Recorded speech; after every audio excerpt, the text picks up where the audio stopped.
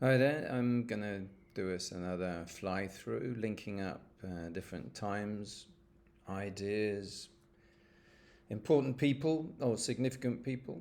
And today's going to starting on foundations of philosophy. Socrates, Plato, Aristotle, and then on to Eastern wisdom and enlightenment with the Buddhist order, and then Confucius.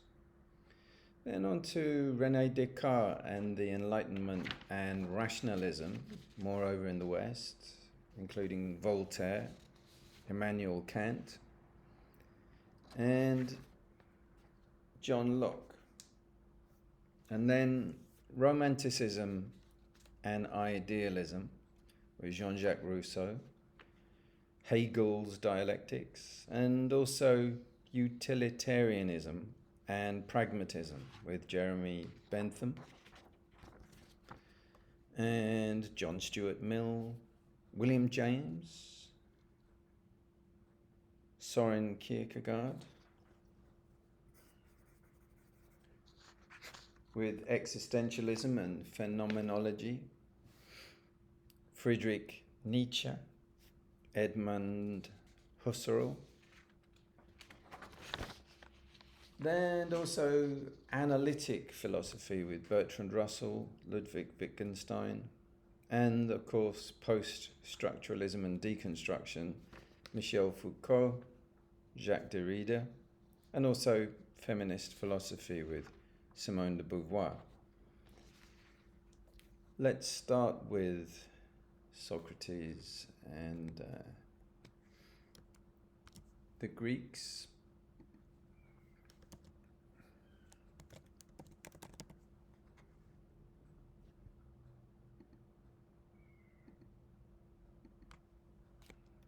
Let's just take a pause on the spinning and give ourselves some categories to choose from. Let's see. Socrates, as he's sometimes known. Let's have a look. Let's take a look at Socrates first of all. Is that the... Yeah, that's the one.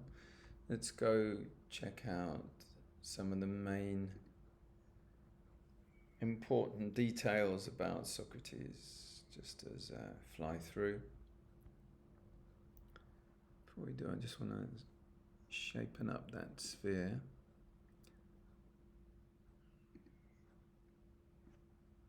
All right, so I'm just going to zoom in on this one quadrant first of all, so that we can see some of the main people, places, ideas he's involved with. The symposium,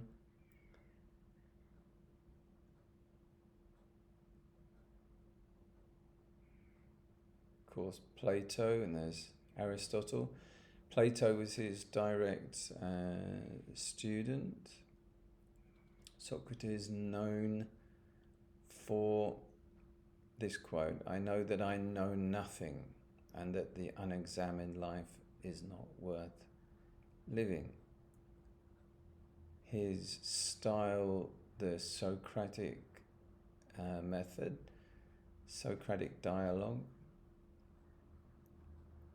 having a thesis, an idea, a general idea that's posed, and an opposite idea posed.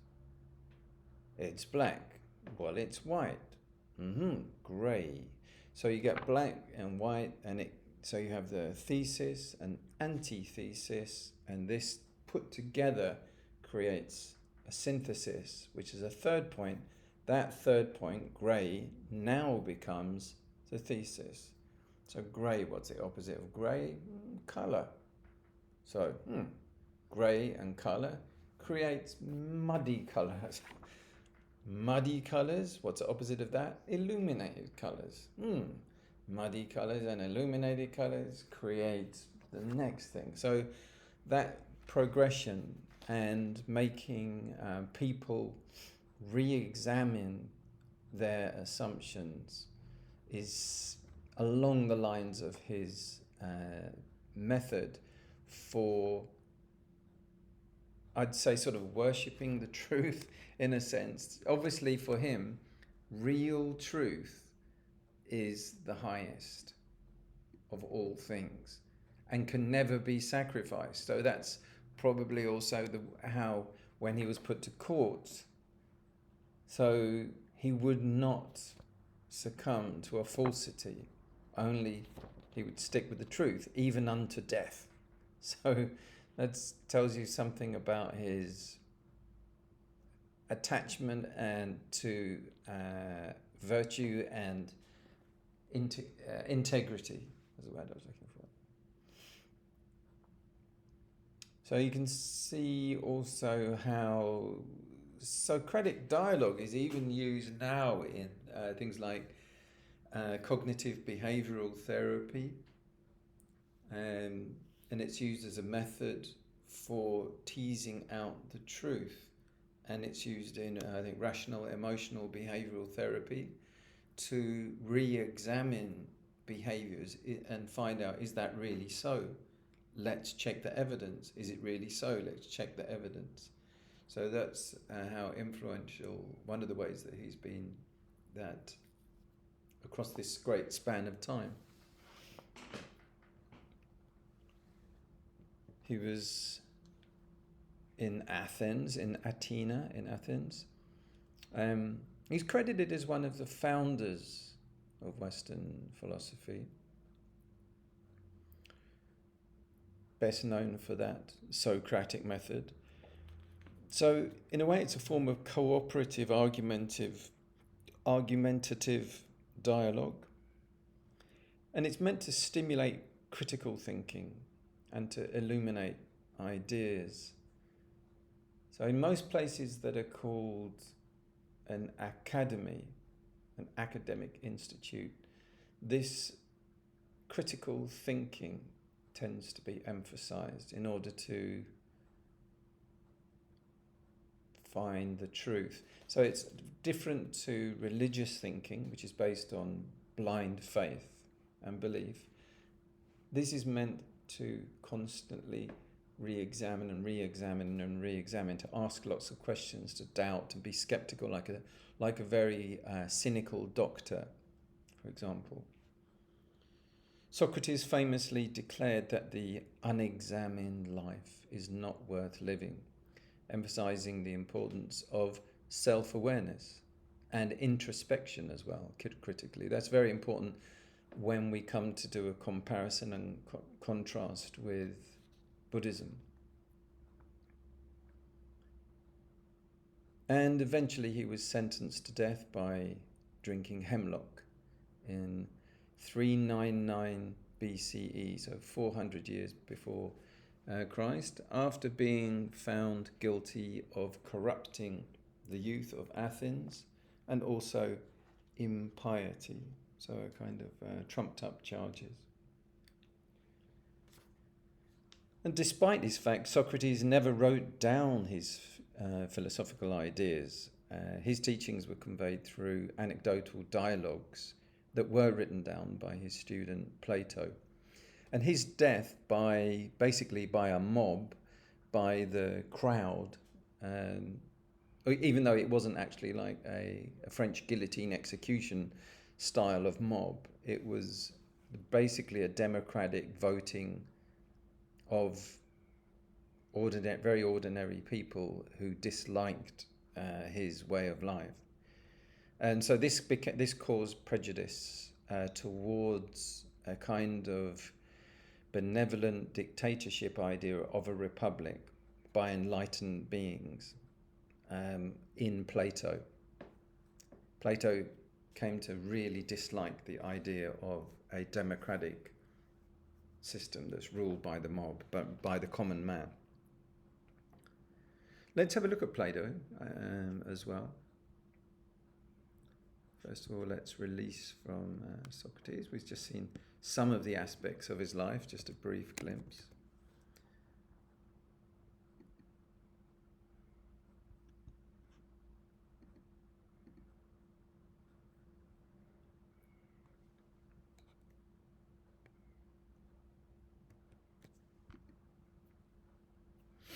So Plato was a student of Socrates. Again, let's just zoom into one part of this.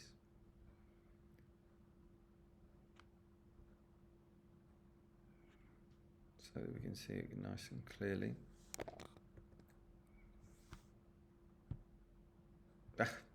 Sorry, I tapped to try to get rid of a box there. Hold on, let's go. Here we go. Let's zoom out first of all, and then we're going to zoom in again. Yeah, we got a couple of stray nodes, which I'm gonna make this go back to a sphere. There we go. I'm going to zoom down the bottom part here. So that's quite nice. We've got a few things in there. All right, let's let that. And it's done it again. I just want to. Okay. So Plato, being a student of Socrates and the founder of the Academy in Athens, one of the earliest institutions of higher learning in the Western world. His philosophical writings in the form of dialogues explored various topics. Explored topics such as ethics, metaphysics, and also epistemology. So metaphysics, everything beyond and around physics. Epistemology, about the validity of knowledge and the reason and justification for believing that something is so. Epistemology as whether something is true and what's its belief based on. So rechecking and rechecking again. So we see a link there with also the Socratic Method. What's the evidence for that? What's the real evidence? Is that evidence really so? And is it so? And is it so? So examining the nature of belief and also the range and scope of truth and of a focus. His most famous work, The Republic, discusses the ideal society, and it would be governed by philosopher-kings. And it introduces also the allegory of the cave. The allegory of the cave to illustrate the nature of reality. So it's quite not an easy allegory to get, but if people were around a fire in a cave and they were alarmed by the leaping shadows on the wall of the cave, he makes this analogy to people, regular people.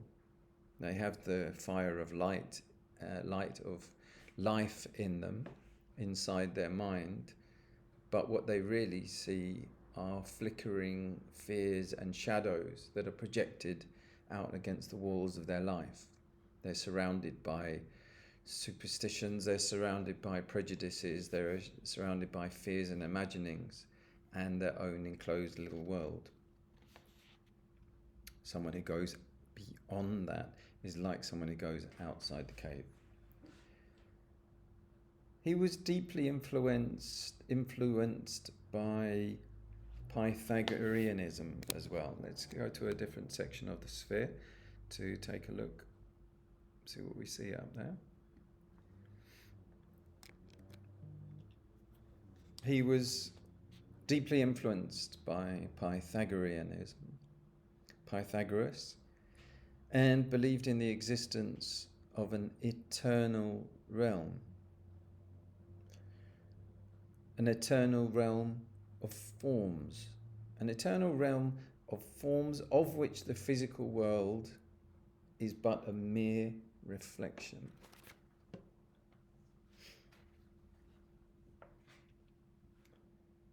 Just a trivial fact, Plato's name is believed to be a nickname. And it was derived from the word Platon, meaning broad.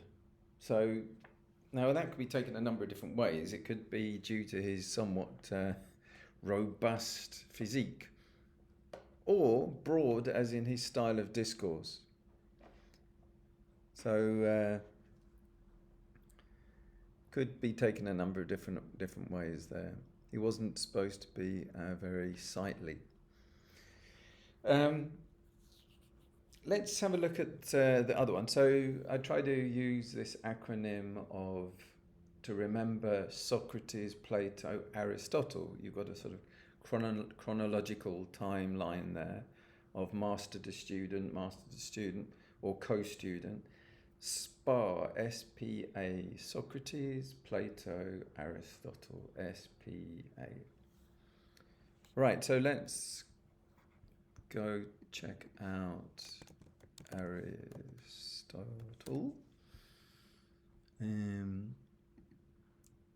Yeah, I've got these sort of seed, like ones with an individual one single node, and some of these that are like these spheres that have a great many nodes. This one has 133 facts about Aristotle from quotes and other key facts, his place and people around him. Okay, so let's go center to Aristotle. How does that look? Let's go have a check. It's good if we just go down to one corner, I think, first of all, rather than trying to take in all 133 at the same time. So let's put it on rotation. Aristotle was a student of Plato. So there is a sequence there from Socrates teaching Plato, Plato teaching Aristotle. And yet there's quite a big difference, as we're going to see, in the emphasis between all three. With Plato, you get both this statecraft, the republic, this ideal model of society, big sweeping vision, and you get also this introspective, metaphysical style, the cave, looking into the nature of thought and thinking, and these ideal forms, like this ideal world, which is sort of eternal. And then we've just got this crummy physical world, which I saw a very good, I don't know what you call it, like a diagram, I suppose, of where if you see a rock, so that, with its crusty edge and its shapelessness, that's nature. But when you've imposed the world of ideal forms onto such a rock, then you get a spherical, smooth stone that's been made by man, like a statue. So, in the statue you have the ideal form of a person's image, and then once man has imposed his will onto that natural, harsh hewn shape, rough shape, then you get this integration of the two things. So there's a little bit of it.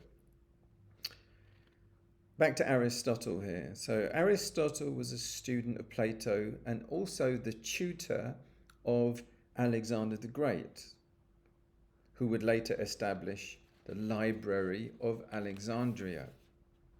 He made significant contributions to nearly every area of human knowledge. And that includes things that are unlike the other two, Socrates and Plato, but not altogether entirely. This includes things like logic. And this was used in his semiotics. These arguments of logic and progressions to prove a point of truth, almost like legalistically. They're called syllogisms. Logic, biology, and this is a very critical difference, physics. So he was very much focusing on externals, and in order to do that, he was also starting to involve much more with practical mathematics. So physics, biology, and he was using these in ways which were much more on naturalistic science, differing again from Socrates, who was more, in a sense, what we think of as philosophical or wandering questioner, thinking out loud, quizzing and puzzling and debating. Plato, who was more almost psychological and almost pantheistic and religious in a sense, and almost, to in a sense, mystical. And the more that people align themselves with Pythagoras, they would become and wanted to emulate his ideas. He was definitely a cult leader, a mystic. So Aristotle, he's going into logic, biology, physics, metaphysics, ethics, so right and wrong, and politics as well. So he's got the politics in common with Plato there, who was doing the Republic, writing the Republic and proposing this ideal tyranny, the tyranny of the philosophers, this benevolent dictators he was proposing, which is quite an idea. I've seen this in some forms of Buddhism, where you have a very enlightened leader, but they act very much as a supreme authority figure, and what they says is what happens, and it's very much a hierarchy in Taiwan with Tzu Chi. And I also respect that. It works very well. But when they die, so you have this huge pyramid, quite difficult then for it to be sustained without the enlightened being who's their director. Aristotle's philosophical works include Nicomachean Ethics and Politics, laid the groundwork for Western thought in ethics and political theory. He founded the peripatetic school of philosophy, named after his habit of teaching while walking around the Lyceum in Athens. A trivial fact, Aristotle's writings encompassed diverse subjects from marine biology to poetry criticism. He was one of the first to systematically study animals and classify them based on shared characteristics. All right, let's move on from the Greeks and let's move over to the East. This is my main project, which is to do a bridging of East and West. So let's take a look at the Buddha. The teachings of the Buddha, I think, would probably be certainly be the most central. It's just release from the Greeks. And then hit pause and redirect our UFO to fly over here, where we have the many junctures of the Buddha Dharma teachings come to focus to this node. There are a great many. As you can see, that's something looking like a sort of a block of office at night, I think, is let's just focus on one and then set the other ones rotating around it. Right, yeah. So here we get lots of different the multitude of aspects of the Dhamma's teaching, or its impacts on as they've transcribed. Right? So let's just talk about Buddhist monks for a while. Buddhist monks follow the teachings of Siddhartha Gautama, also known as the Buddha, who lived and taught in ancient India around the 6th century BCE.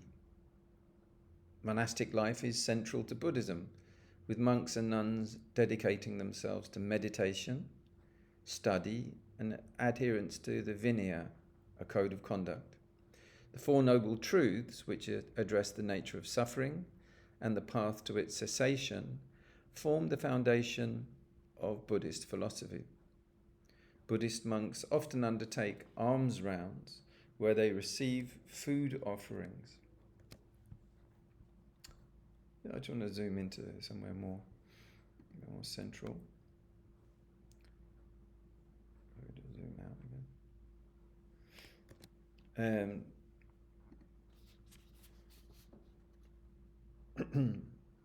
Where they receive food offerings from lay people as part of their practice of renunciation and humility.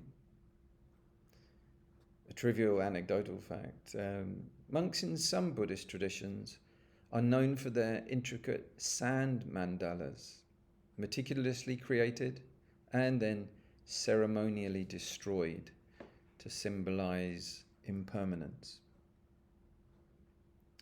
Let's take a look also, while we're on the Eastern wisdom and enlightenment, let's take a look at Confucian teachings. Okay, we're going to release now.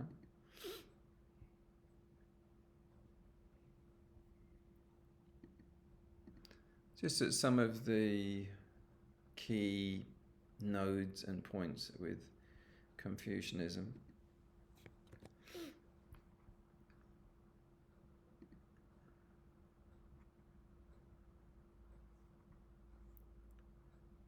Let's zoom up to, zoom into a corner so we don't get overwhelmed with too many at one time.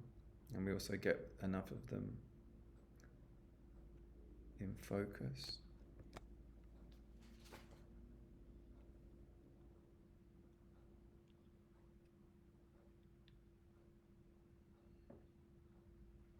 So we have some terms there. Those te, wen, lu, li, zi, ren, qin, shu. These are written in pinyin, which is the anglicized version of Chinese. So there's a little bit of vocabulary of some of the main usages. So that's a little bit more on concepts than anything. So it's not that useful. Let's zoom down to, I was hoping to see some more of the core principles.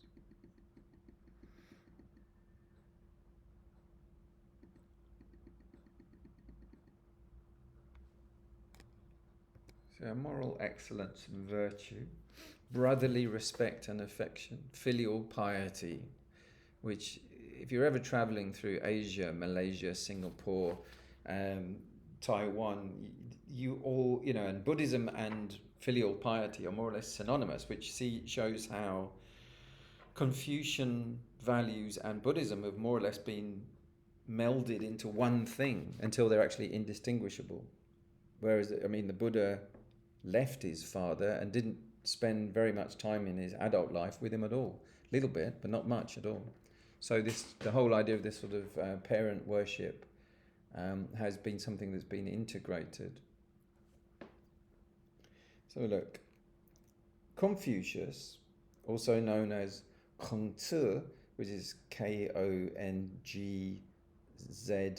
or Zi, was a Chinese philosopher and educator whose teachings shaped East Asian culture and ethics. His philosophy, Confucianism, emphasizes moral virtue, filial piety, and the importance of social harmony through proper conduct and ritual.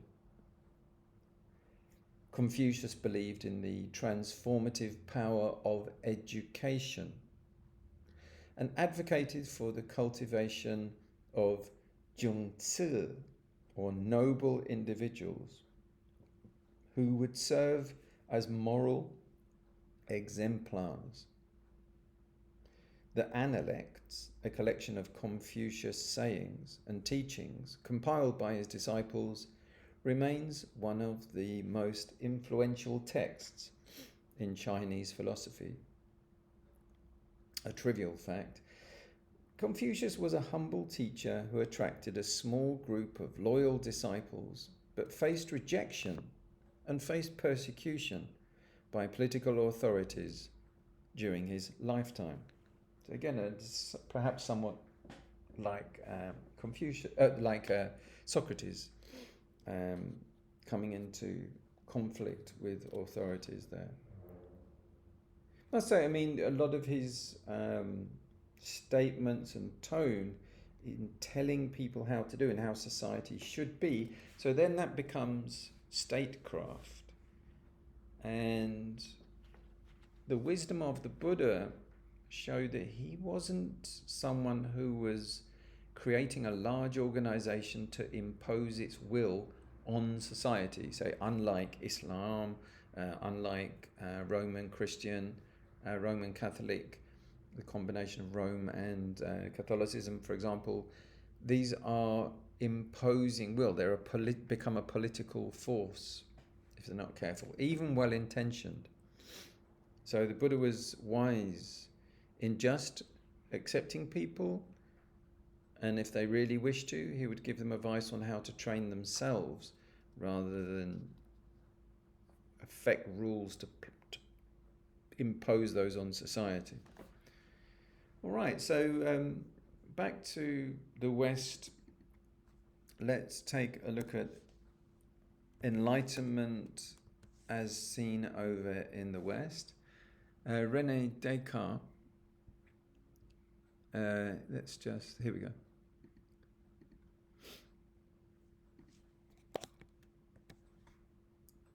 René Descartes, French philosopher, famous quotation for him. That's, I think, therefore I am. So let's just again put on the rotation turntable. Actually, these ones look a little bit too bunched up and difficult to read. They're overlapping. So I'm just going to expand the sphere so they're a bit easier. Yeah, there you go. Let's see whether that works better. Oh, it's not quite over this way enough. Okay, now it is. So if we zoom in on the lower quarter, we should be able to have something to look through.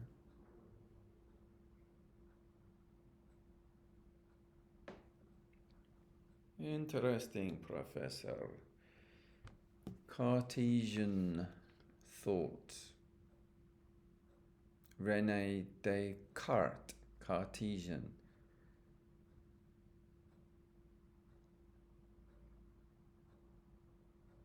Zoom in a little bit. They're a little bit far away and therefore a little bit grainy. Let's see if that works better. Yeah.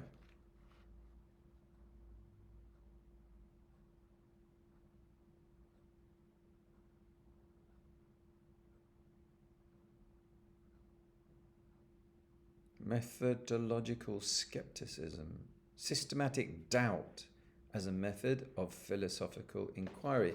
So, of course, this also chops up at the heart of the mind. Often in cultures that I've visited, such as Egypt, where there was a great religious thought in the people, there's a great lack of nervousness about them. A great sureness. However, maps were illegal when I was there in Egypt in the 90s, and most people could not describe the shape of their own country. So, great peacefulness of the people, but we call that, there was a term for that when I was growing up called mushroom management, is that you keep people in the dark and you feed them on manure. That was almost like a sort of lightweight joke someone told me, but it's a way of, but when you keep a whole population uneducated and unthinking and uninquiring, it has this effect of people being like sort of rabbits, that they're very peaceful, very well behaved, munch, and they dotingly sort of do what they're told. And it's a very pleasant atmosphere to be around in many ways, as a contrast to Western culture, where everyone's a clever thinker and doubts everything, and people are very much more nervous. It doesn't last very long, I have to say. Yeah, it has short-term benefits to do that, say a couple of 100 years. All right, let's move to René Descartes. So he was a French philosopher, he was a mathematician, and he was a scientist, and is often dubbed the father of modern philosophy. His famous statements, cogito ergo sum, I think, therefore I am, served as a foundational element of his philosophy, which prioritized rationalism and the pursuit of certainty. Descartes' dualism posited the existence of two distinct substances, mind and body, which interact through the pineal gland. He made significant contributions to mathematics, including Cartesian geometry, which laid the groundwork for analytic geometry. A trivial fact, Descartes was known for his eccentric habits, such as staying in bed until late morning to ponder philosophical questions, and wearing a specially made cross-shaped hat to keep warm during his nocturnal studies. Christian rationalism. He was a Catholic Christian and remained so. He's not like some of these people who were probably born into Christian culture but developed, along with their science, a gradual departure from Christian thinking. He remained so and incorporated Christianity into his outlook, his worldview.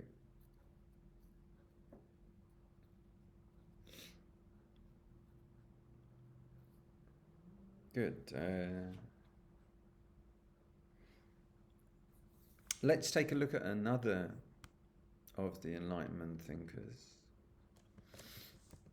Voltaire. First, recently when I heard him was with Christopher Hitchens was quoting him. Hitch slapped came into the vocabulary. Christopher Hitchens, a great debater, a person who speaks publicly, very skilled and very articulate, an atheist, and he was also taking a very anti-religious sort of stance, and a very much a pro-Republican.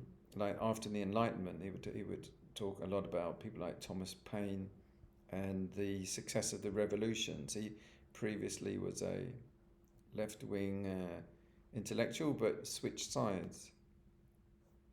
So let's take a look at Voltaire. So a very important person in terms of those things such as freedom of speech. So let's take a look at the turntable.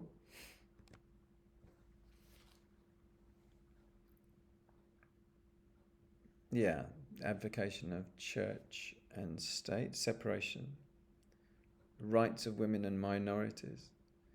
There's a famous quote of Voltaire's that I don't believe in what you're saying, but I would fight to death that you have the right to say it.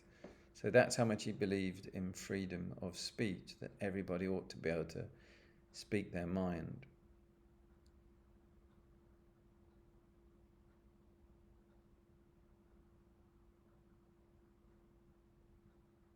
So in that sense, he's also aligned with the Buddha, who in the famous Kalama Sutta, when he was speaking to a group of people called the Kalamas, absolutely was saying, believe and express what you think you should. It's like a charter of freedom of thinking. Just to, if you don't believe it, don't take it.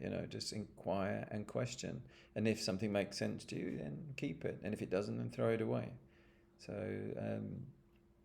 again, the Buddha is quite a rationalist in that sense. He doesn't expect people to take on beliefs such as, if people just hear the idea of rebirth in a next life, he doesn't expect people to take that on. It's a bit more of a Pascal's wager with the Buddha, where he says, well, if you do or if you don't believe it, well, just do good. And if you do good, then if there is such a thing as rebirth and karma, then you're going to have good karma. And if there isn't, well, you've had a great life, and anyway, people will be really like you, and you've been very generous to a lot of people, and you've benefited many people. And usually what goes around comes around. So he gives a kind of Pascal's wager. If you do believe in God, it will work out, and if you don't believe in God, it will work out, kind of thing.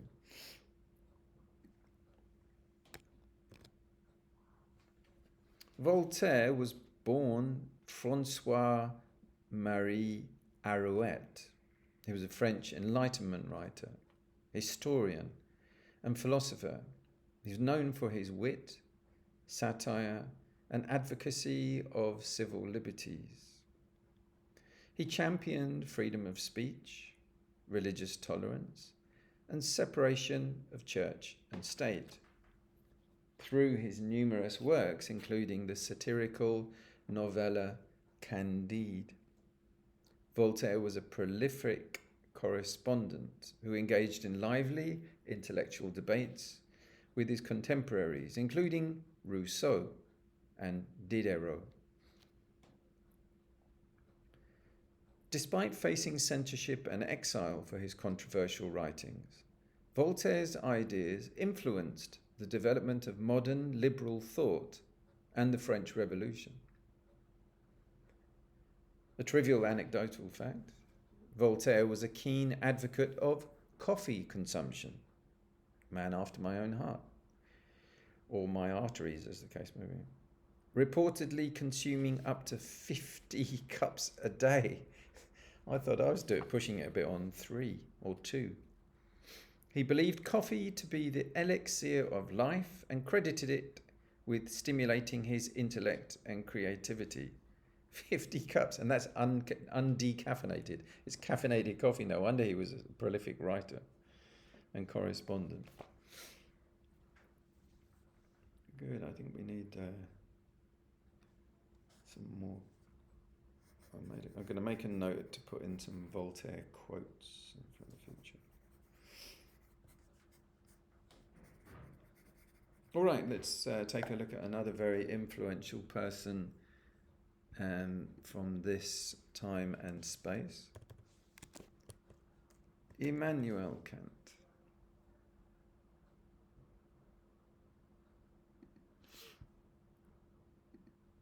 So let's release from Voltaire. So we're talking about the Enlightenment.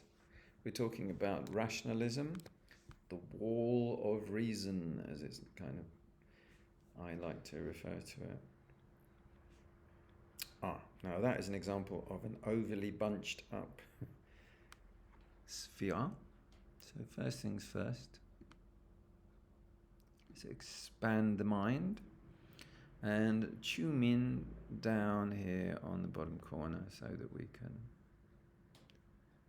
have a nice focused area.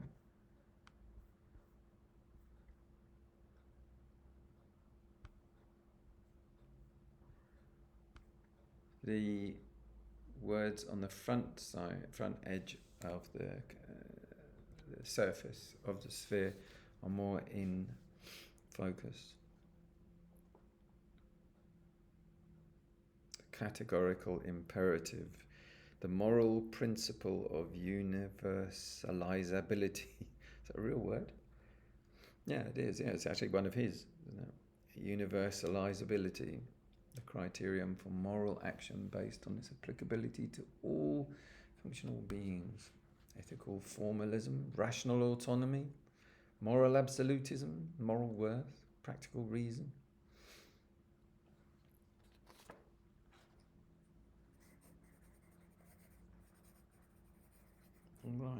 So, Immanuel Kant was a German philosopher whose work profoundly influenced Western philosophy.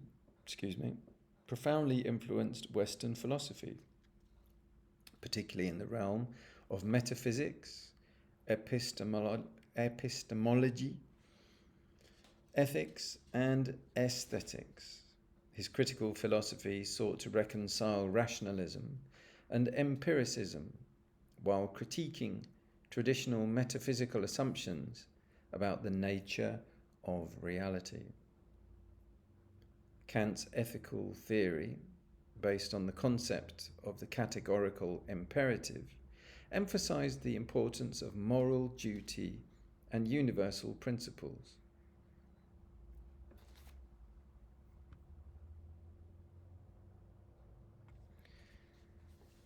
He argued for the autonomy of the individual and the inherent dignity of every human being in his essay, What is Enlightenment? An interesting topic. A trivial fact, Kant was known for his punctuality and strict daily routine. It is said that the citizens of Königsberg set their watches by his daily walks, which occurred with such regularity that locals could tell the time by them.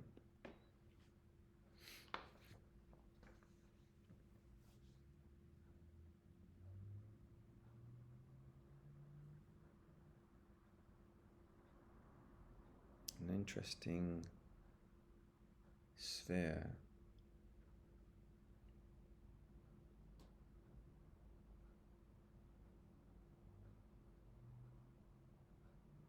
I'd like to come back to that.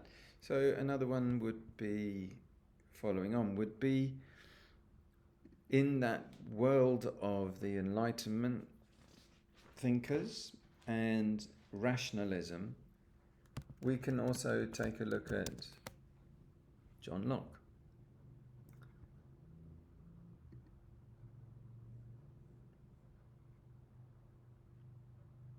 So,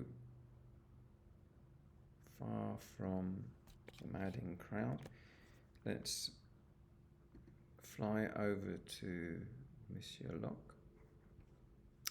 Another example of a sphere in need of expansion. So I'm going to push it up into its own space a bit more so we can do that. Just double check it's not near anything else too much. I'm just going to expand that sphere. 3, 2, 1. Nice. I'm also going to sphere it to make it tidier and then do that again. Alright, so now let's zoom to it. Bravo. So let's go to the top side, this side, and then just sit hovering over this planet, the planet John Locke. I'm going to get close enough in to be able to see, but not too close. So I just want to get it right. Just wondering whether we might need to expand it a bit more. Let's have a look, see how that pairs.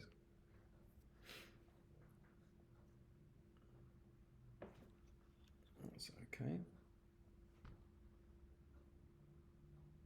The tabula rasa. That's him, isn't it? The theory that the mind is a blank state at birth. Well, looks like it started with him. Right. His ideas were foundational to American democracy.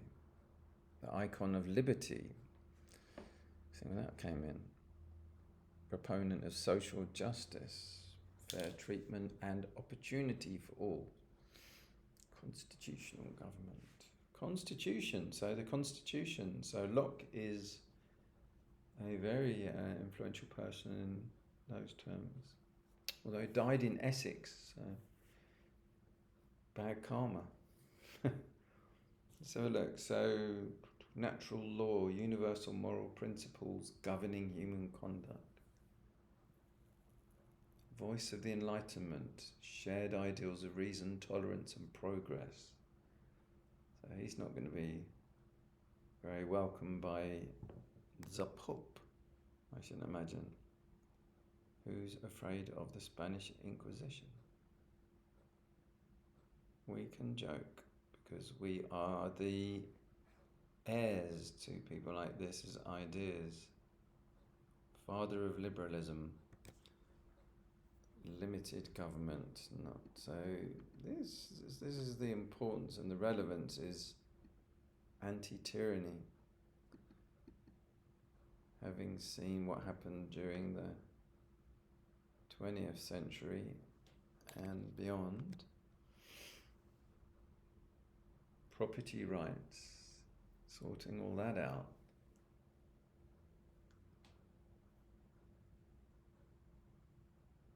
Let's have a look then. John Locke was an English philosopher, regarded as one of the most influential Enlightenment thinkers, known for his contributions to political theory and epistemology. So we talked about that, the basis of how you come to believe something, and the range and scope of what you believe. His theory of natural rights, including life, liberty, and property, laid the groundwork for modern conceptions of individual rights and democratic government. John Locke's empiricist approach to knowledge posited that the mind is a blank slate, a tabula rasa at birth, shaped by sensory experience and reflection. His political writings, particularly 2 treatises of government, influenced the development of constitutional government and the principles of liberalism. A trivial fact, Locke was a skilled physician and practiced medicine alongside his philosophical pursuits. He also served as a diplomatic envoy and secretary to various English politicians. Okay, we will be continuing on from John Locke over into the realm of Romanticism and idealism. So whereas this is very much an Anglo-American sphere, we're going to be looking at Jean-Jacques Rousseau.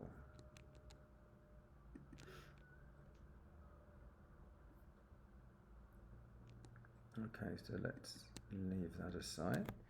Skate off into the void beyond thoughts.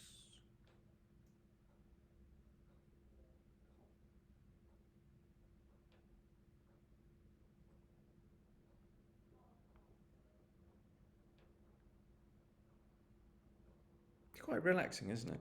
It's like being in a city, or flying a drone, or being in a glider, like in that, what was that movie with Leonardo DiCaprio? The Howard Hughes one, The Aviator, where he and his femme fly through the night sky in a glider, silently. Was it Redgrave? So, here we go. Jean-Jacques Rousseau. How influential is this person? Look at that. Let's reconstitute this sphere. It's got a little bit, some bits sticking out a little bit. Yeah, tidy. Righty, well, let's go down in this corner.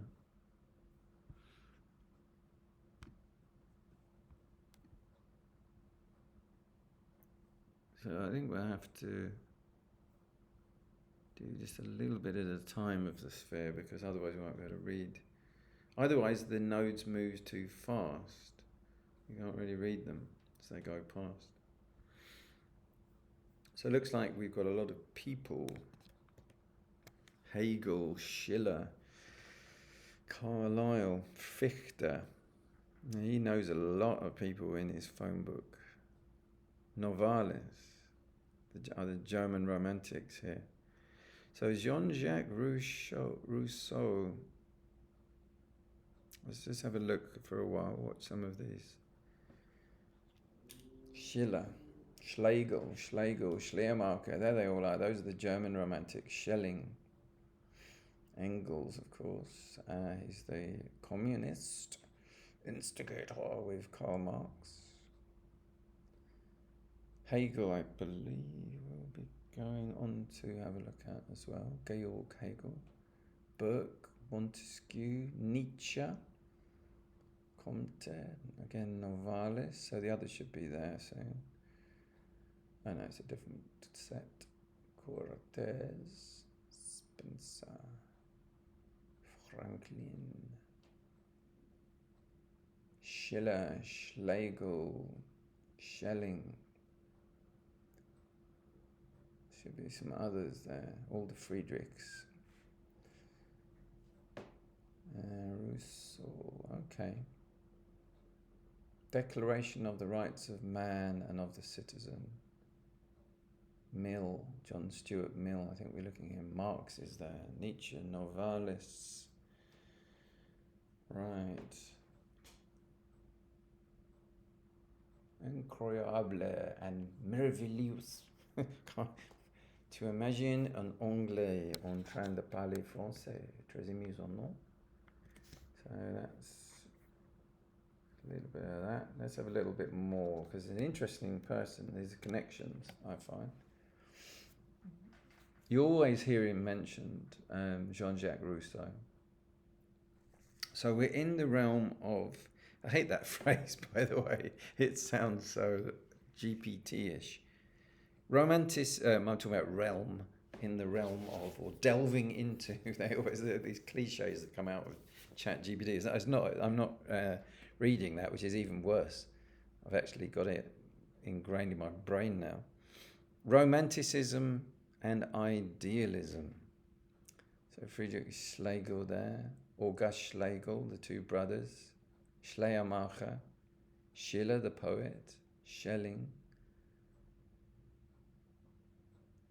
Yeah. So more, Paine.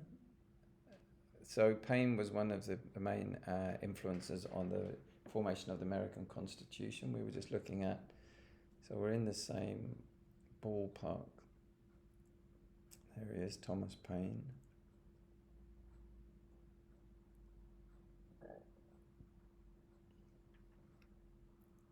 Emerson, so quite influence. All right. Let's go up a little bit more again.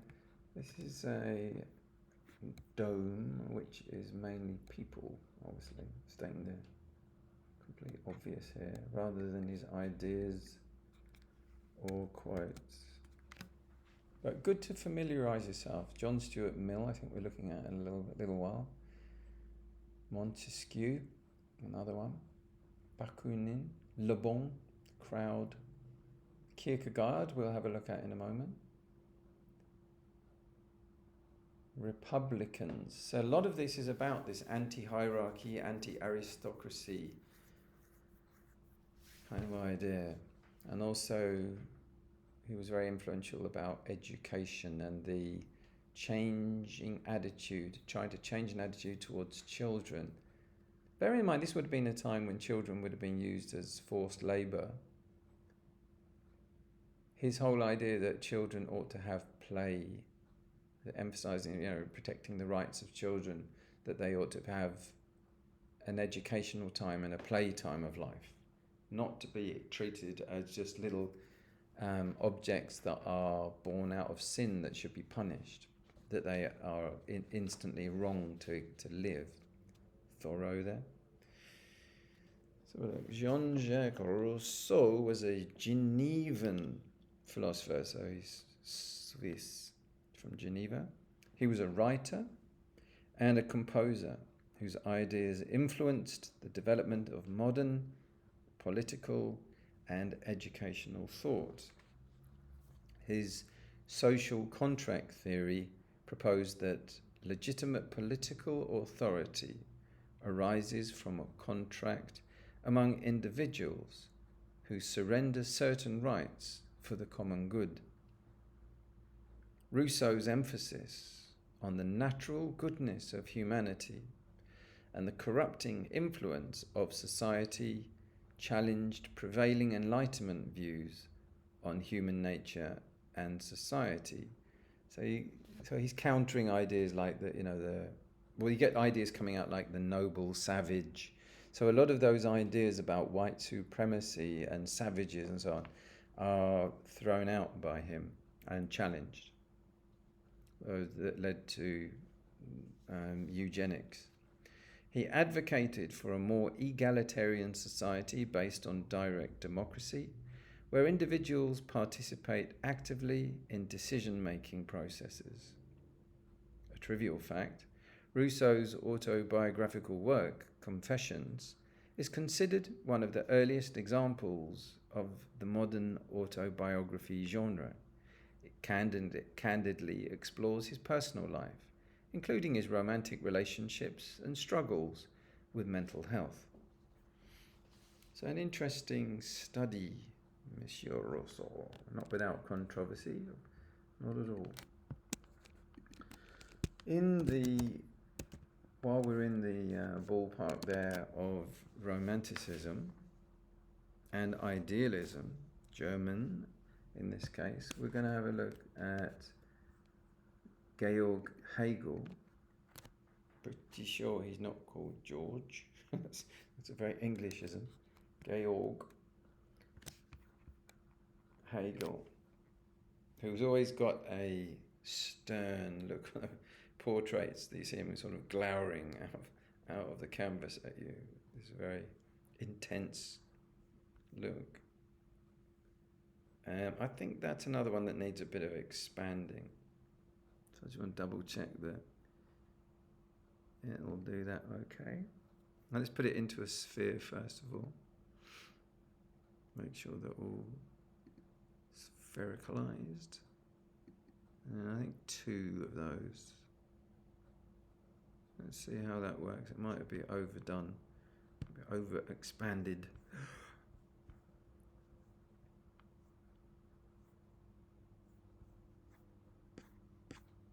So I want to get it more in the central plane of that part of the picture. Let's try that, see how that looks. Down in the corner. Sometimes these are quite long nodes, they've got quite a few words on. Let's have a look as those go past. We've got time to read them. Hegelian philosophy of right, examination of the nature of political authority and individual rights. Hegelian ethical life, concept of the moral community governed by ethical norms. Yeah.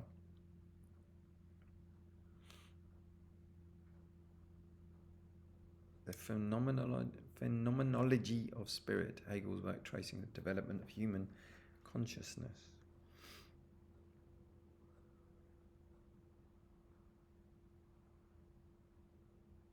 History as a dialectical unfolding of human spirit.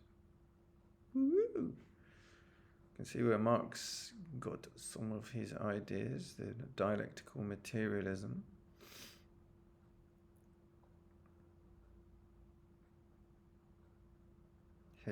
Interpretation of history as the progression towards freedom.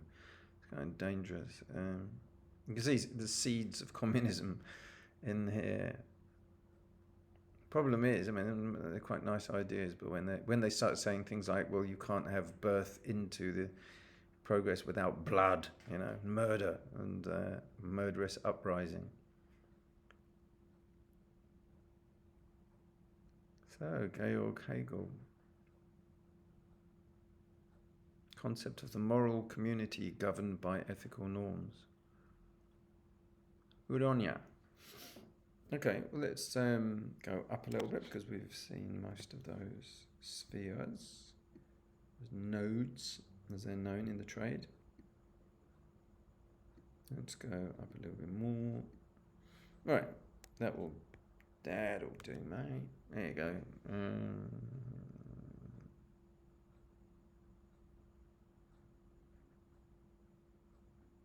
born in 1770. So that kind of puts you in the picture. All right. Have a look at those cruising by, and I'll read you a story. Georg Wilhelm Friedrich Hegel was a German philosopher whose dialectical method sought to understand the development of ideas and history through the interplay of thesis, antithesis, and synthesis. Well, I have to say that I thought that was Socrates who came up with that, so apologies if I've reported that earlier.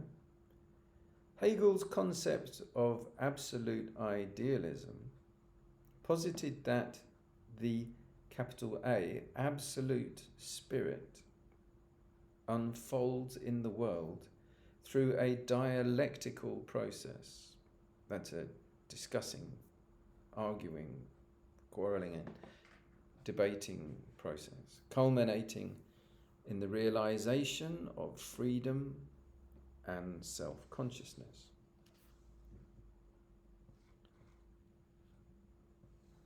He believed that history progresses through a series of stages. So right there, just pause on, that's starting to sound a lot like predestination. He believed that history progresses through a series of stages. So I've seen that also in some Hindic versions of time, where you have eras, golden era, you have a sort of golden era, silver era, copper era, lead era, dark era, like these sort of eras. And it is done as a sort of astrological, predetermined thing. He believed that history progresses through a series of stages, each characterized by a particular form of consciousness and social organization. So it doesn't matter what you do. Hegel's influence extended to various fields, including philosophy, politics, theology, and aesthetics, inspiring thinkers such as Marx, Kierkegaard, and the existentialists. So they aren't the happy family, are they? Marx created virtually millions of deaths. Kierkegaard was definitely bleak, outlooking person, and so are most of the existentialists when you look at them. They all seem pretty tortured in some kind of way. Trivial anecdotal fact, so did Hegel actually, he looked pretty miserable. Hegel was known for his rigorous lecturing style, which attracted both admiration and criticism. He often lectured for hours without notes, relying on his encyclopedic knowledge and dialectical method to engage his students. Bravo. Let's take a move on then. So we've been in the era of Romanticism and Idealism. That's quite at odds with Utilitarianism and Pragmatism. So let's look at some people who are big in that era of life.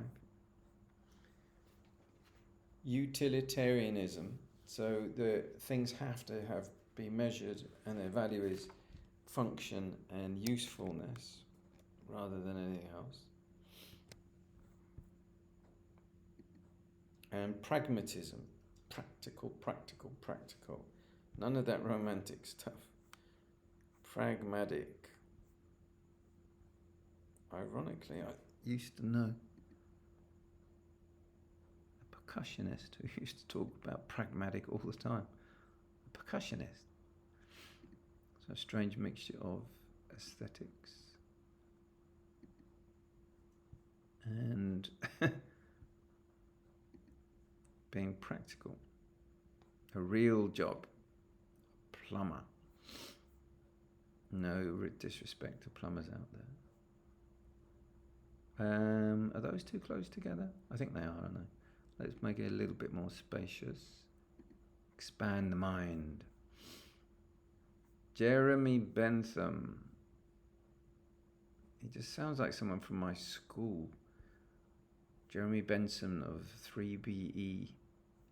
So how do I get that to be able to fill the space nicely? About like that. Let's see how that looks when it starts on the turntable.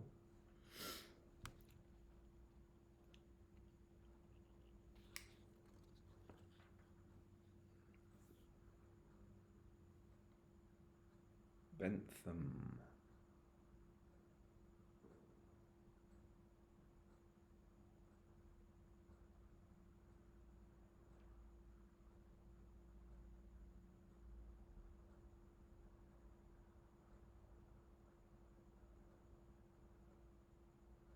Rehabilitation over punishment. Well, that sounds good.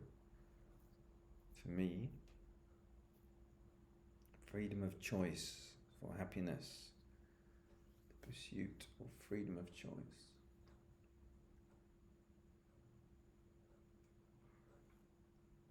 So you can see how a lot of these ideas are living alive in our society as values.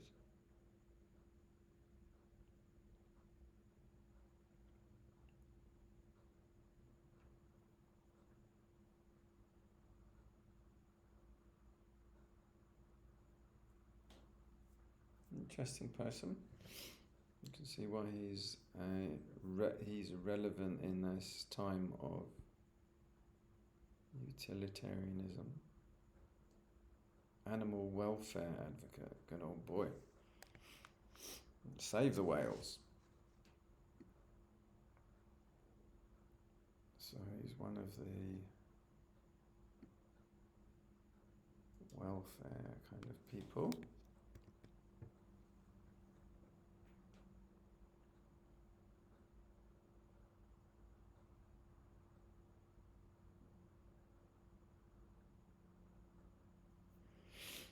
Okay, let's move on.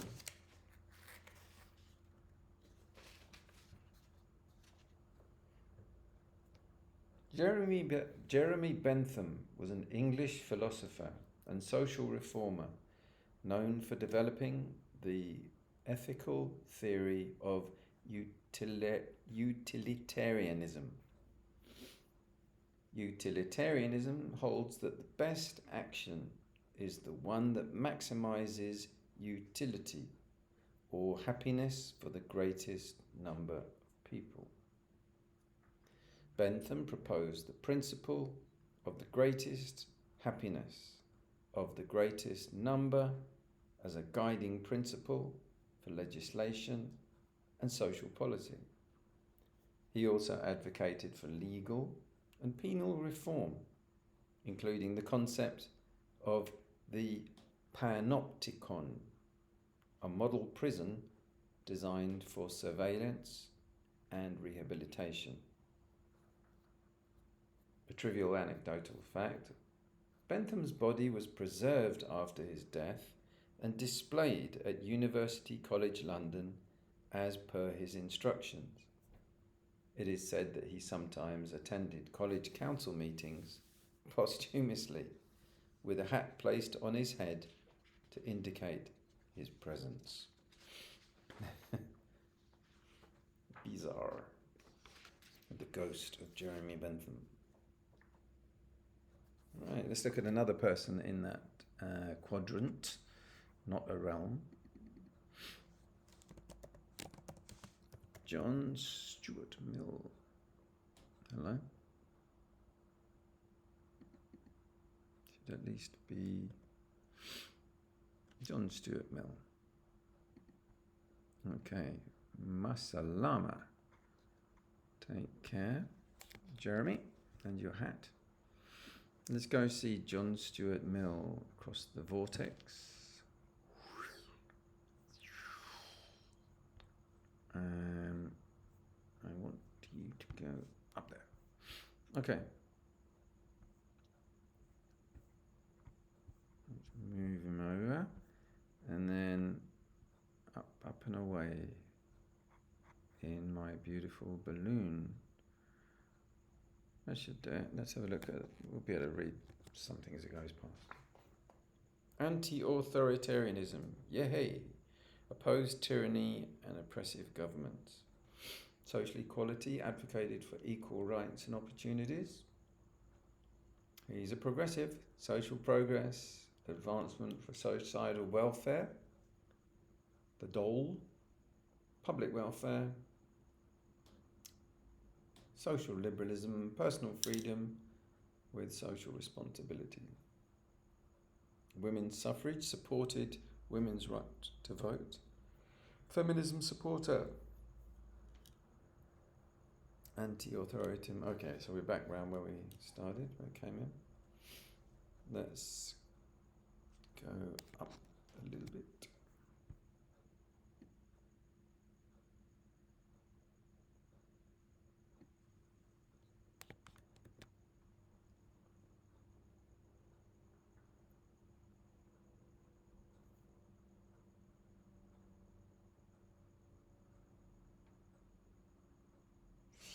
Okay, let's take a look at something to do with our friend John Stuart Mill.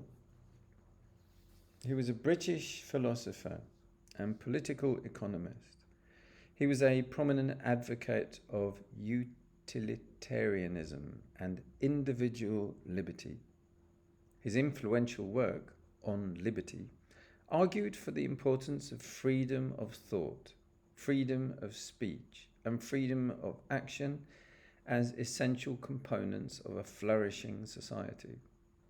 Mills's Utilitarianism book sought to refine Bentham's theory by distinguishing between higher and lower pleasures and emphasizing the importance of intellectual and moral development. He also championed women's rights and the expansion of democracy, advocating for proportional representation and the inclusion of women in the electoral process. Some trivia. Mill was educated by his father, James Mill, who was a close associate of Bentham and an influential figure in his own right. Under his father's rigorous tutelage, Mill mastered Greek by the age of 3 and Latin by the age of 8. So a quick see. William James, I don't think I've got very many. We'll have a look at William James another time. Let's go over to Mr. Kierkegaard. Oops, actually that's not the node I was looking for. That's the node I was looking for.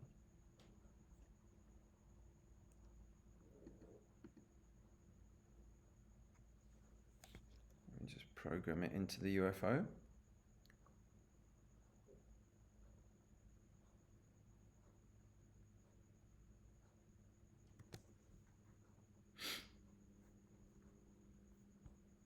Here we are. Now this is also one suffering from a bit of clutter, so I'm going to expand it so we can read them easier. Yeah, much better. So let's go out a bit and come back in again. We came in a little bit higher in the box. All right, so let's get most of the... If it's at the centre of this base part, it'll be rotating slower, like a planet. Around the equator, it's going around much faster. I've got a bit of time to read the notes. So we're with Søren Kierkegaard.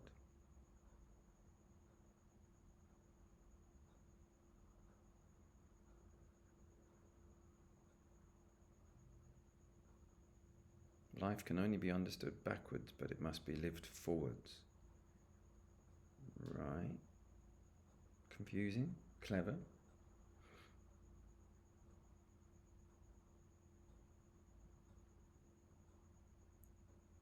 lot going on with him with anxiety.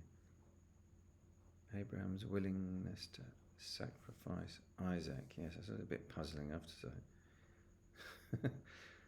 Don't think you get very far with that sort of thing today. Yeah, a lot going on with God and faith and leaping and taking huge chances and gambling on faith being there to present sort of miraculous ends to anxiety and despair. This is the risk of religious thinking and so on. Let's go up a bit.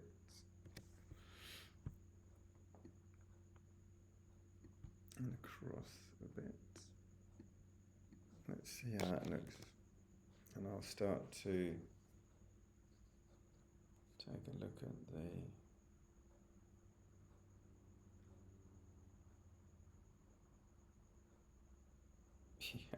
who am I? Where did I come from? And why was I not consulted? It's quite a nice quote. Okay, Søren Kierkegaard was a Danish philosopher, often regarded as the father of existentialism for his exploration of individual subjectivity, freedom, and authenticity. His works, including Fear and Trembling and Either Or, challenged conventional religious and philosophical beliefs, emphasizing the importance of personal choice and commitment. Kierkegaard's concept of the leap of faith advocated for a radical commitment to one's beliefs in the absence of objective certainty, highlighting the existential tension between faith and reason. He critiqued the institutionalization of Christianity, arguing for a more personal and passionate relationship with God based on subjective experience. Kierkegaard's engagement and subsequent disengagement to Regina Olsen, a young woman from a prominent family, deeply influenced his philosophical development. Their failed relationship is often seen as a central theme in his works. On this kind of topic, while we're in the area of existentialism and phenomenology, let's take a look at Friedrich Nietzsche, perhaps, Nietzsche.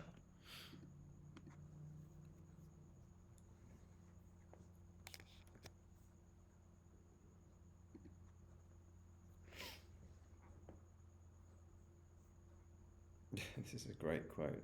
A pair of powerful spectacles has sometimes sufficed to cure a person of love, in love.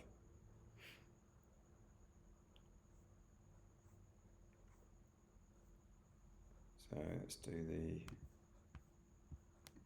same again. We'll start down at the bottom here where they can move slowly and easily to read. And see whether it needs spacing out. Could be, those are quite long quotes, aren't they? See whether they're legible. All things are subject to interpretation, which interpretation prevails at a given time is a fundamental. The advantage of a bad memory is that, I think we need this one expanded. Woomph. Let's go out.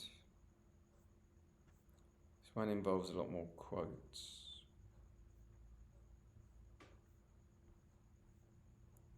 I'm developing the method. Man is the cruelest animal. Afraid I agree in some cases. Critique. He who has a why to live can bear almost any how.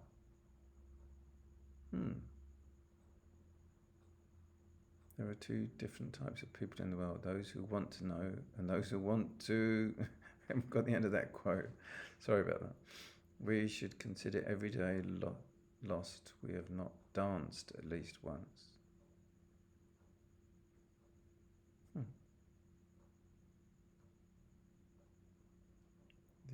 There's not.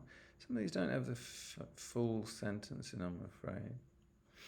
Okay, let's move up and along.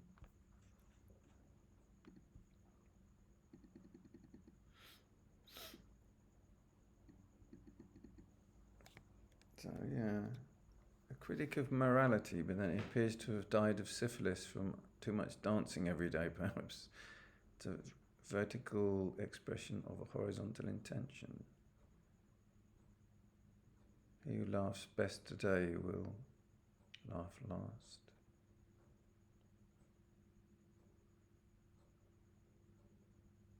Vision problem. Maybe the spectacles quote was correct.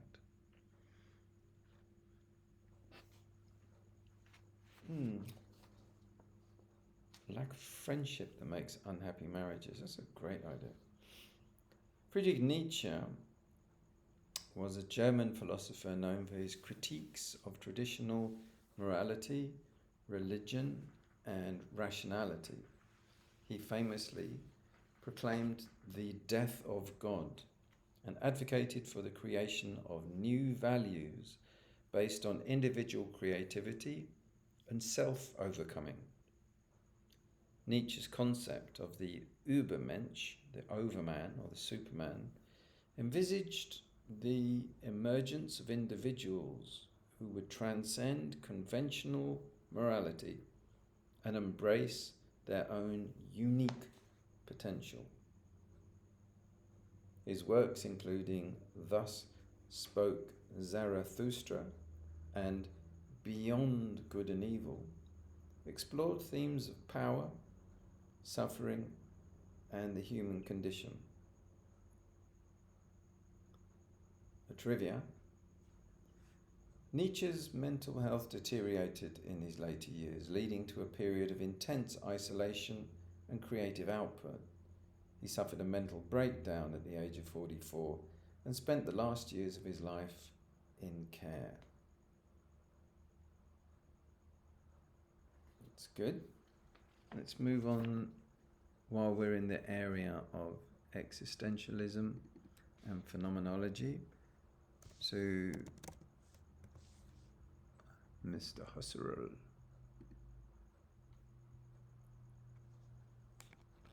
Edmund Husserl, the great phenomenologist. One of my friends is a great admirer of his and also draws a lot of parallels between his concepts and method and Buddhism, which is a very interesting idea to me. Come on, I want you to go up.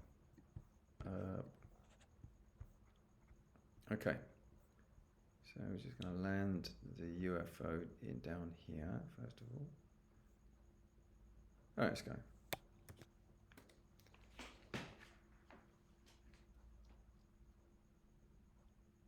Phenomenological reduction reveals the essences. Yeah. Consciousness is always consciousness of something. So you can start to see the parallels with Buddhism.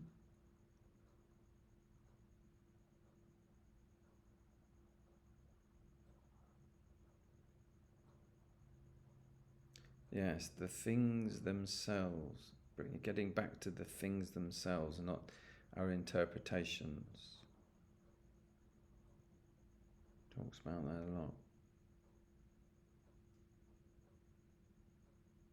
Advocate for the suspension of judgment to something, resemblance. Let's have a quick look then. Edmund Husserl was a German philosopher and founder of phenomenology, a philosophical method focused on the study of consciousness and subjective experience. His work, Logical Investigations, laid the foundation for phenomenology by examining the structures of intentionality and the nature of meaning in human thought. Husserl's phenomenological reduction aimed to suspend judgment and bracket assumptions in order to grasp the essence of phenomena as they appear in consciousness. He influenced a generation of philosophers, including Martin Heidegger and Jean-Paul Sartre, who built upon his phenomenological insights.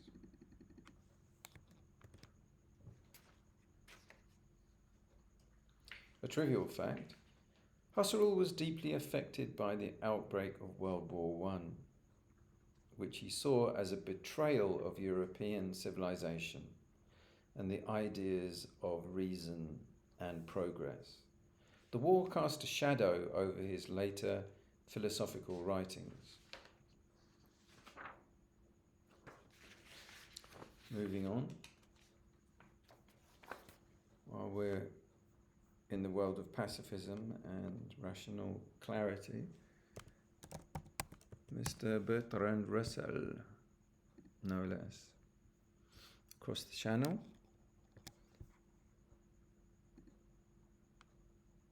Here he is. So let's give us space. The Final Frontier. Come on. Up you go. And across you go.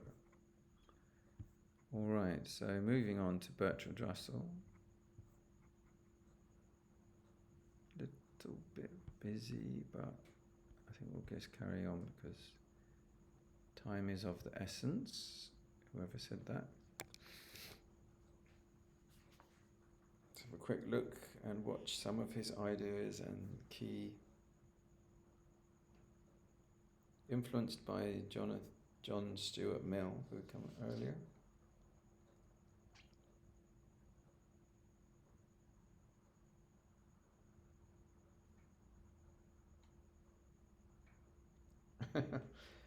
Analysis of the so-and-so constructions. Well, I'm eager to find out what they are.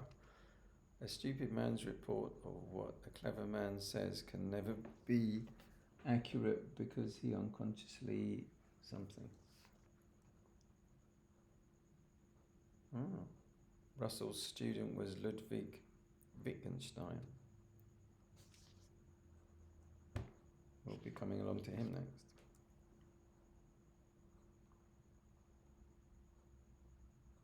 Analysis of definite descriptions. Immanuel Kant, influence on Russell's epistemology.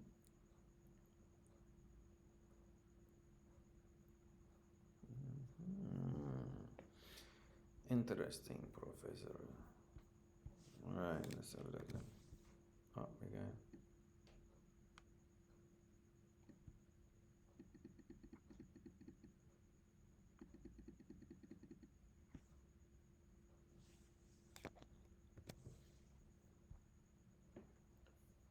Do not fear to be eccentric in opinion, for every opinion now accepted was once eccentric. Yeah.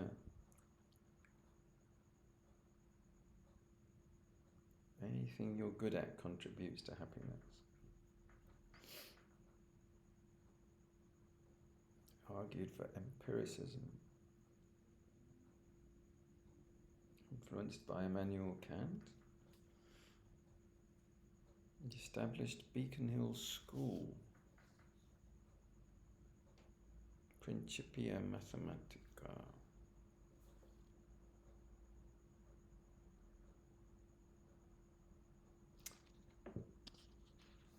Bertrand Russell was a British philosopher, logician and social critic, known for his contributions to logic, mathematics and analytic philosophy.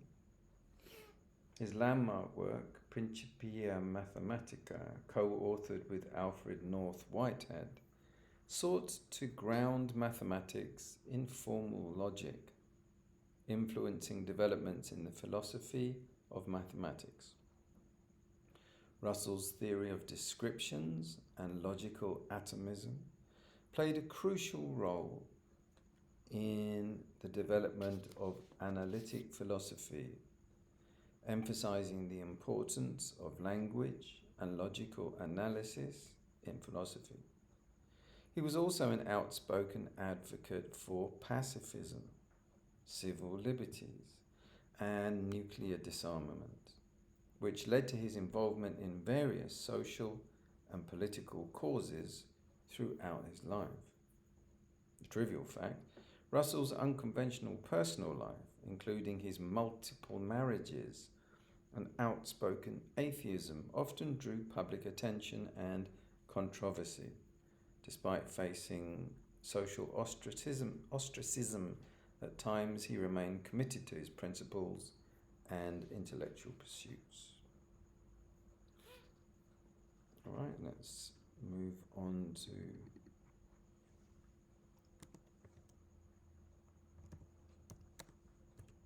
Wittgenstein.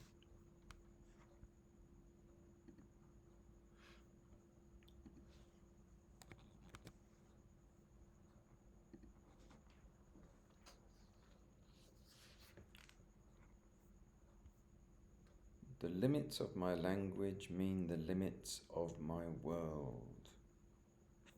Is that true?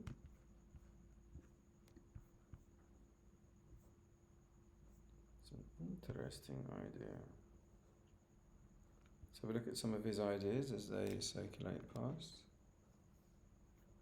Solipsism pioneered linguistic philosophy, later focused on language games. Our greatest stupidities may be very wise.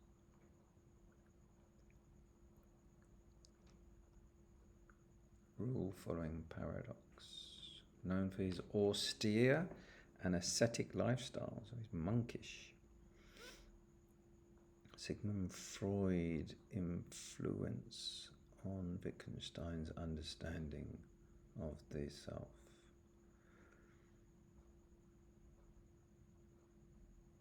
Critique of metaphysics, doubt over transcendent concepts.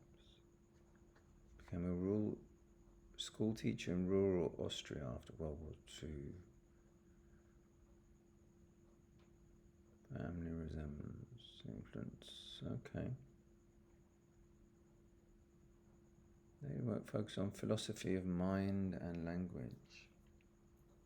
Logical positivism, influence on the Vienna Circle and logical empiricism.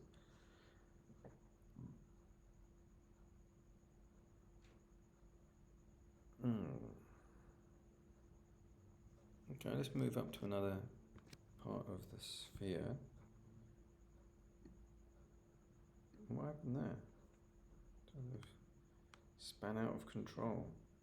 My UFO went crashing into a sort of Roswell of Wittgenstein. A picture is a fact.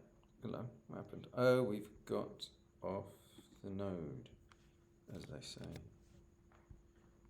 Right, so we're going to want to go up to the sort of top right-hand bit of it.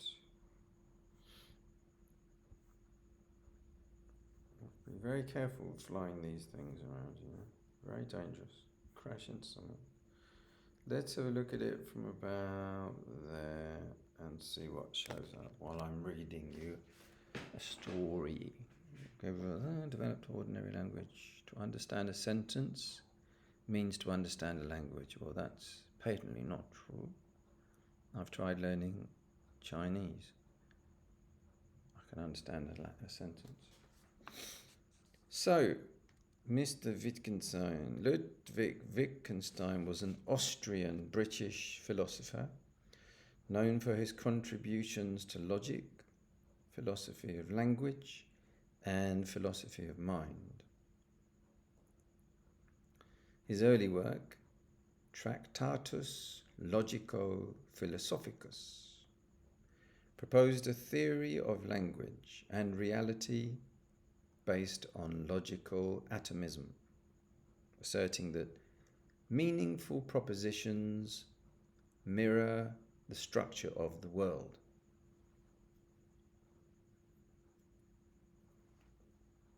No comment.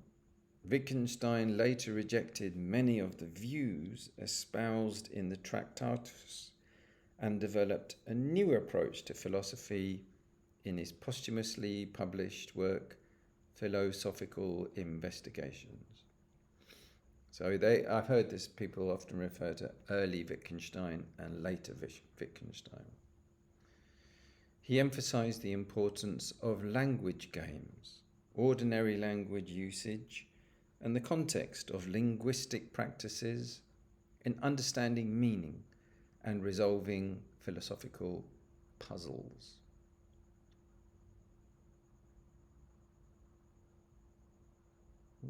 Died in Cambridge.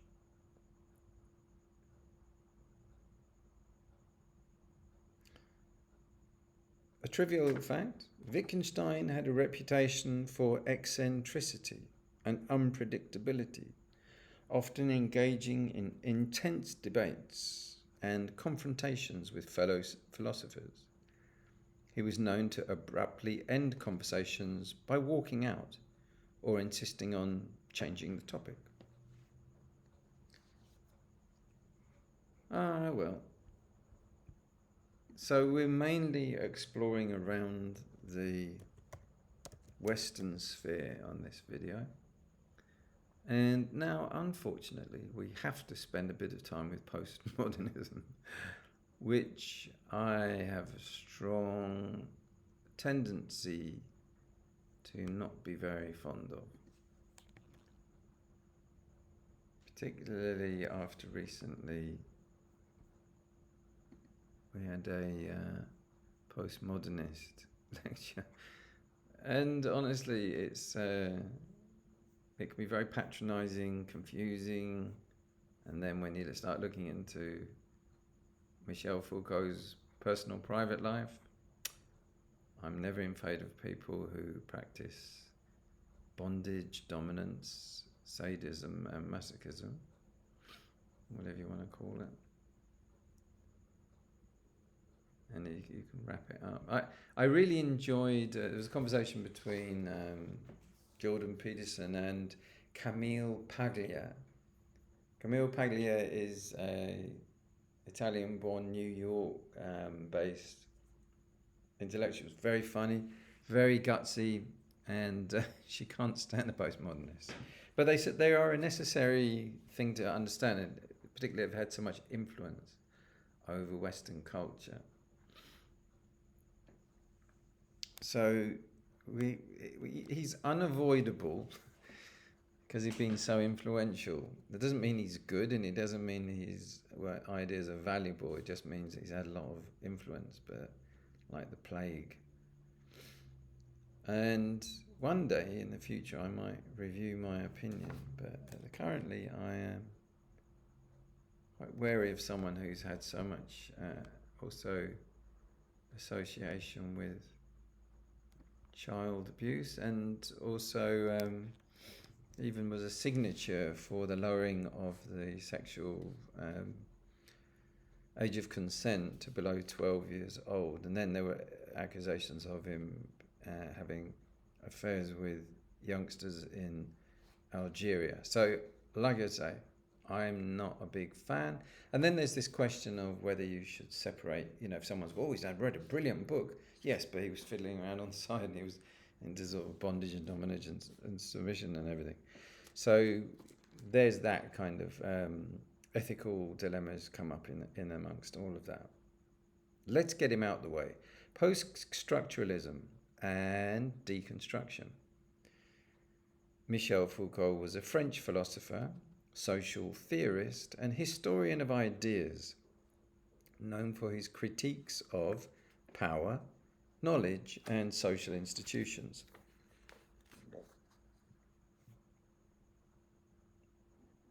His archaeological method examines the historical conditions of knowledge, production, and the ways in which power relations shape discourses and practices. Foucault's concept of biopower explored the ways in which modern societies govern populations through techniques of surveillance, normalization, and discipline. He also analyzed the intersections of power and sexuality, particularly in his studies of the history of sexuality and the emergence of modern categories of identity. Some trivia. Foucault was involved in various political and social movements involving the May 1968 protests in France, where he participated in demonstrations and supported student and worker demands for social change.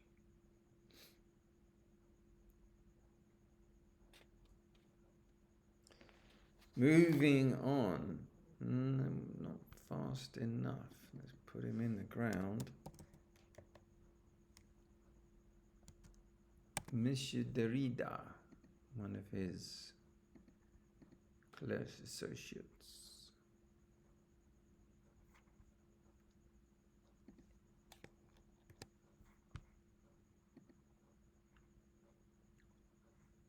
Not living very far away, evidently.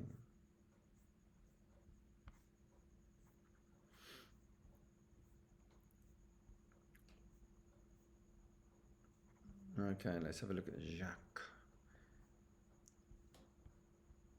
Again, don't take my reporting and describing of these people as endorsement. Disclaimer there. Jacques Derrida was a French philosopher, best known for his development of deconstruction, a critical approach to textual analysis and philosophical interpretation. Deconstruction seeks to reveal the inherent contradictions and hierarchies within text by exposing the ways in which language undermines fixed meanings and binary oppositions. Let's look at some of the ideas now of his complex, innovative writing style. Continued to influence literary theory. Died in 2004. Film studies and psychoanalysis.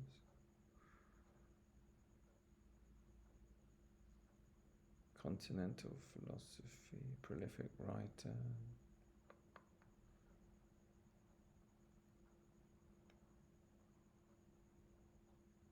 The idea of writing preceding speech. Language is never fully present to itself. He's born in Algeria. Okay.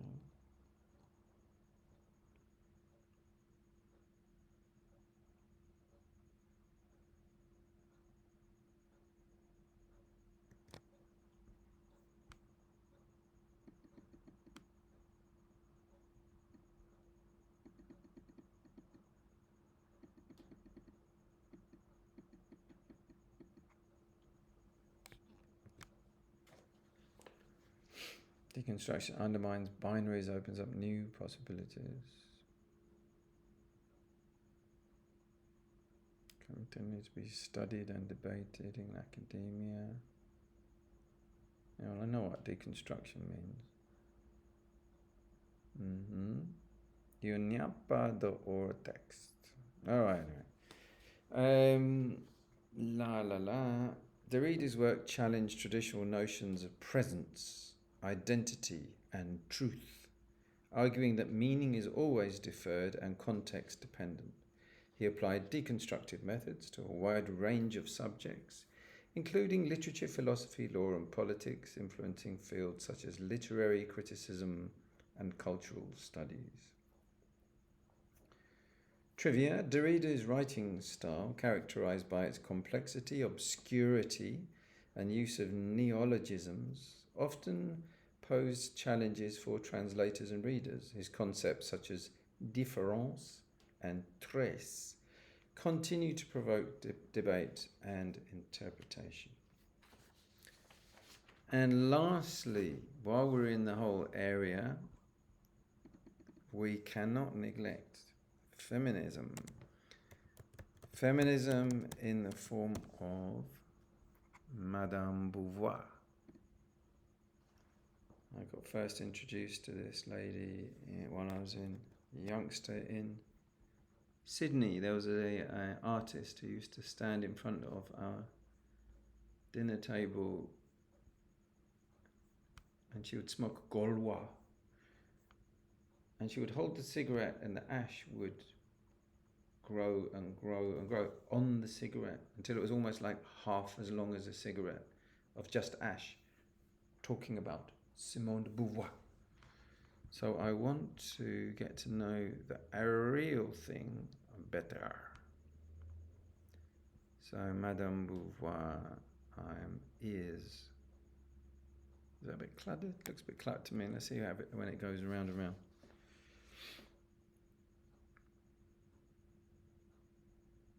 Feminist theory, women, race and class, the politics of reality. Okay, writings. Throwing Like a Girl, 1980. Metaphysics, existentialism. Change your lives today, don't gamble on the future, act now without delay. And The Second Sex. Partnered with Jean-Paul Sartre, forming a famous intellectual duo. Emily Pankhurst, The Creation of Patriarchy, 1986.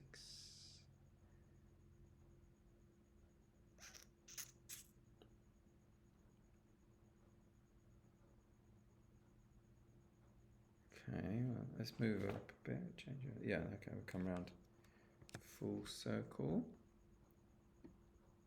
Let's go up about there, across. See what else we've got going on in that orbit. They're a bit bunched up there, aren't they? Can't really read them easily. Become the youngest person to pass the philosophy and aggregation exam. Simone de Beauvoir was a French writer, philosopher and feminist theorist, best known for her groundbreaking work, The Second Sex. In The Second Sex, de Beauvoir analysed the historical and social construction of womanhood, arguing for the existential claim that one is not born, but rather becomes a woman.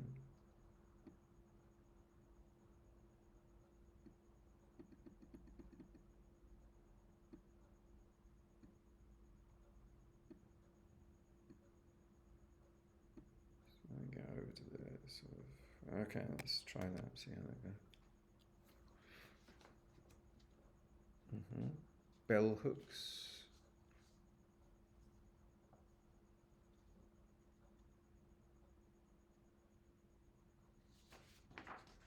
So it's kind of Society of Wollstonecraft, Mary Wollstonecraft there.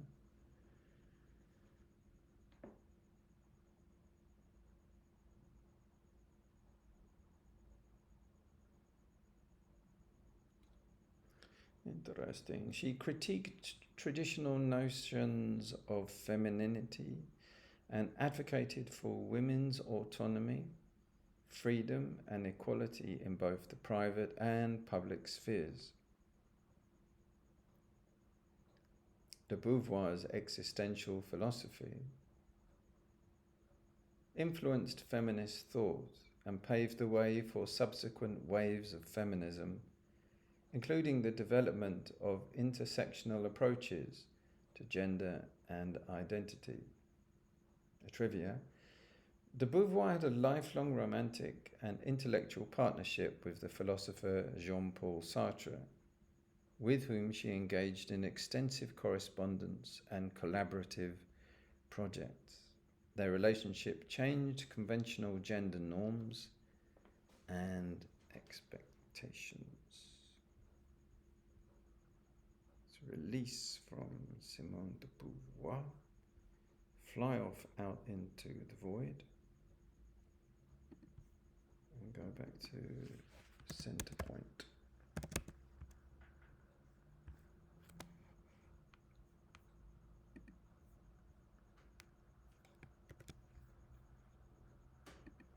All right, so that's our tour for today. I thank you very, very much for joining me on this journey. And I hope you've enjoyed and benefited from this sort of tour of influential people and ideas across our spectrum. This one was a little bit less on the East and a little less on the Buddhism. I apologize for that. So next future one, I'll be balancing them out a little bit more. A little bit more of Eastern and a little bit more of compare and contrast. Anyway, I hope you've enjoyed the tour and join us again next time. Thanks very much. Take care. Leave any comments, by the way, as you wish. Take care.